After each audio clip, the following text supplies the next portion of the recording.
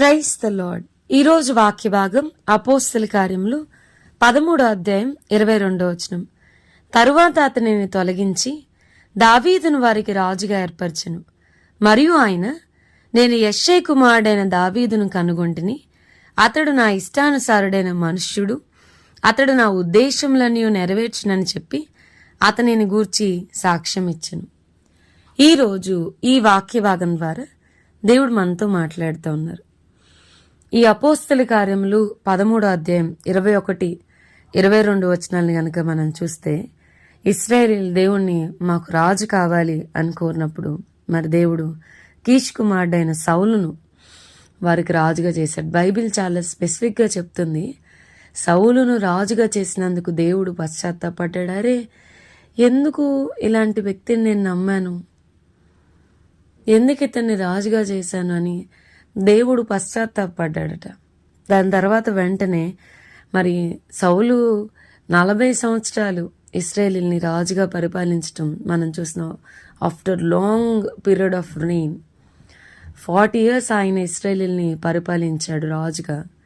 తర్వాత మరి దేవుడు చెప్తా ఉన్నాడు, నేను అతన్ని తొలగించి దావీదును వారికి రాజుగా ఏర్పరిచాను, మరియు నేను యెష్షై కుమారుడైన దావీదును కనుగొంటిని. నేను ఈ భాగాన్ని చదువుతా ఉన్నప్పుడు I can cross it over, అసలు నేను కనుగొన్నాను అంటున్నాడు దేవుడు.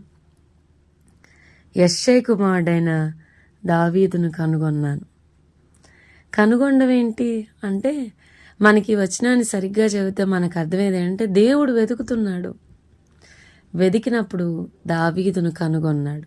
God is in searching. దేవుడు వెతుకుతున్నాడు. ఎలాంటి వారి కొరకు వెతుకుతున్నాడంటే, ఆయనకి ఇష్టమైనట్టుగా బ్రతికే వాళ్ళ కొరకు దేవుడు వెతుకుతున్నాడు.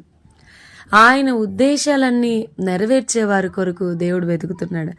ఆయన చెప్తున్నాడు, నేను యెష్షై కుమారుడైన దావీదును కనుగొంటిని, అతడు నా ఇష్టానుసారుడైన మనుష్యుడు, అతడు నా ఉద్దేశములన్నీ నెరవేర్చును అని అతని గూర్చి దేవుడు సాక్ష్యం చెప్తున్నా, ఇష్టానుసారుడైన మనుష్యుడు. అసలు దావీదు కొరకు బైబిల్లో రాయబడిన అధ్యాయాలు కనుక మనం ధ్యానించుకుంటా వెళ్తే భలే ఆశ్చర్యం అనిపిస్తుంది. నా ఇష్టానుసారుడైన మనుష్యుడు, నా హృదయానుసారుడు, the man after my heart అని అనడానికి కారణం ఏంటి అని అంటే, వాక్యం వింటున్న ప్రియమైన వాళ్ళారా, మనకి ఎంత వాక్యం తెలిసినా కొన్నిసార్లు కొన్ని క్లిష్ట పరిస్థితులు వచ్చినప్పుడు మనం కృంగిపోతాం, ప్రార్థనలో తగ్గిపోతూ ఉంటాం.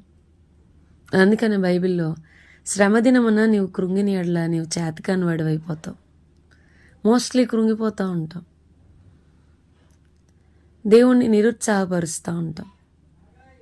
కానీ దావీదు అలా కాదు. దావీదు గారిని చూస్తే he's a man of worship, the man after God's heart. ఎప్పుడూ ఆరాధన చేశాడు. ప్రజలు తృణీకరించినప్పుడు, సొంత వారు తృణీకరించినప్పుడు, ప్రతి సందర్భంలో, ప్రతి పరిస్థితిలో ప్రభువును ఆరాధిస్తూనే ఉన్నాడు. దేవుడు అంటున్నాడు, అతడు నా ఉద్దేశములన్నీ నెరవేరుస్తాడు, నాకు ఇష్టమైనోడు అని దేవుడు మాట్లాడుతున్నాడు.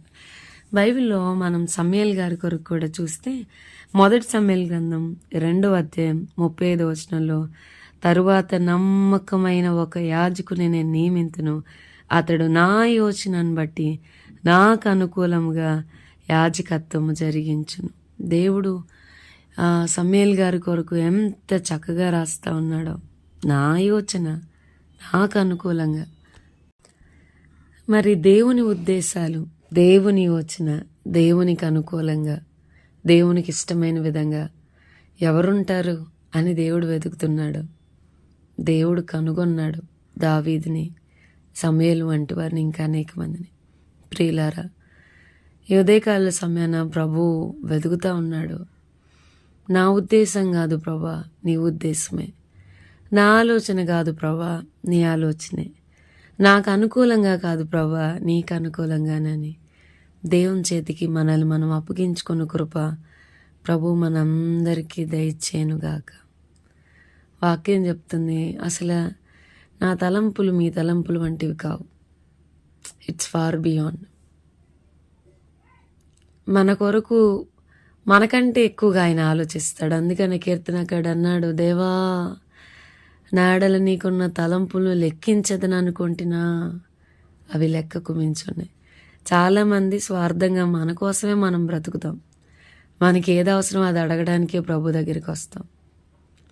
ప్రభు కోసం బ్రతకగలమా? ప్రభు ఉద్దేశము, ప్రభు ఆలోచన, ప్రభుకి ఇష్టమేంటో దాని ప్రకారంగా బ్రతకడానికి, జీవించడానికి ప్రభు మనందరికీ సహాయం చేయను గాక. ప్రార్థన చేసుకుందాం. ప్రభా, ఈరోజు వాక్య భాగం ద్వారా మీరు మాతో మాట్లాడినందుకు వందనాలు.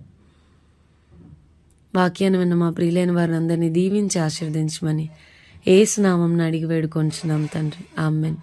God bless you and have a blessed day.